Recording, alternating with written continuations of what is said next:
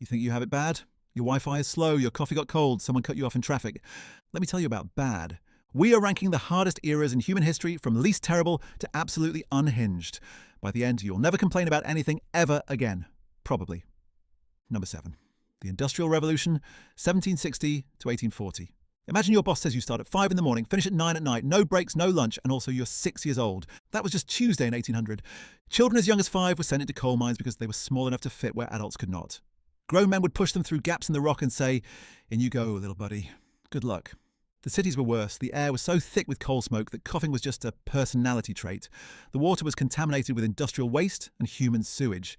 Drinking it was basically a coin flip between fine and cholera. Cholera kept winning.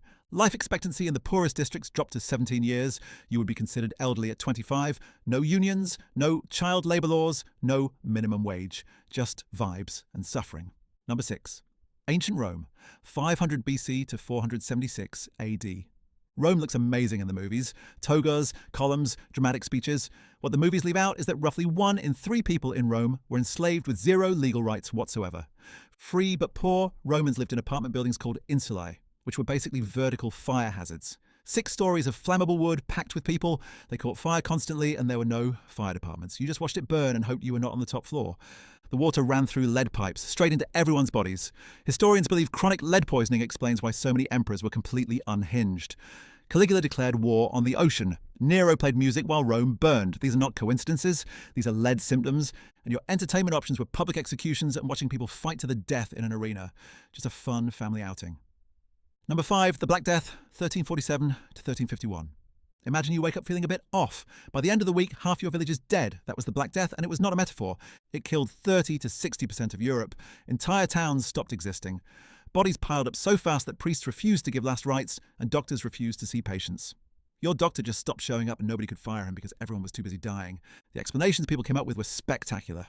Bad air, God is angry, the planets are in a bad mood, nobody figured out it was fleas on rats for another 500 years, and the really fun part is that the plague came back repeatedly for 300 years. 300 years. Every generation lived with the possibility that it could return and take half the people they knew. Just a fun, low-level dread that lasted longer than most civilizations. Number 4. The Mongol conquests, 1206 to 1368. You are living in a nice city, good trade routes, things are fine. Then someone rides in and says, Genghis Khan is coming.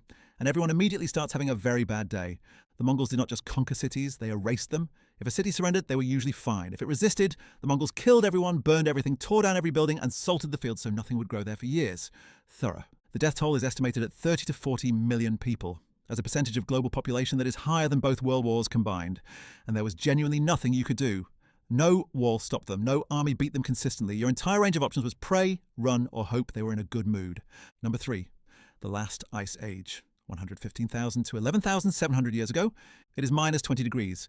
No house, you're wearing something you killed and skinned yourself. You have not eaten in 3 days. And there is a cave bear the size of a small car somewhere nearby, because you found its footprints this morning. That was just Wednesday. A third of the earth was covered in ice. Giant animals that no longer exist were everywhere. Cave bears, cave lions, woolly rhinoceroses. Your life expectancy was around 25 years. A broken leg was probably fatal. A tooth infection could kill you. Getting a splinter and having it get infected could be the end. The one upside is you probably had very well-developed calves from all the running away from things. Number 2, the Toba catastrophe, 74,000 years ago. 74,000 years ago, a supervolcano in Indonesia erupted with a force 10,000 times greater than the largest nuclear bomb ever tested. It sent so much ash into the atmosphere that it blocked the sun for years. Temperatures dropped, plants died. Food disappeared. Genetic evidence suggests the entire human population was reduced to somewhere between 1,000 and 10,000 people, total, on the entire planet. Smaller than the population of a small town. Imagine being one of those people. The sky has gone dark. Most of the people you know are gone. You have no science, no history books, no way of knowing if it will ever get better. Just darkness, cold, and the slowly dawning realization that you might be among the last humans alive. They survived anyway. Those people are your ancestors. Number 1. Early human existence, 7 million to 300,000 years ago.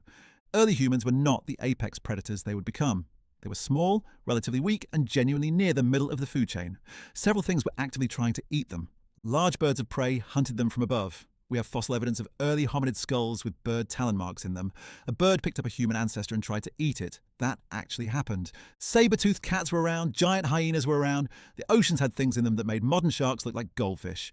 No fire for most of this period, no real tools, no shelter beyond whatever nature provided, no medicine, no language, life expectancy around 15 to 20 years. Every single day was a confrontation with something trying to end you.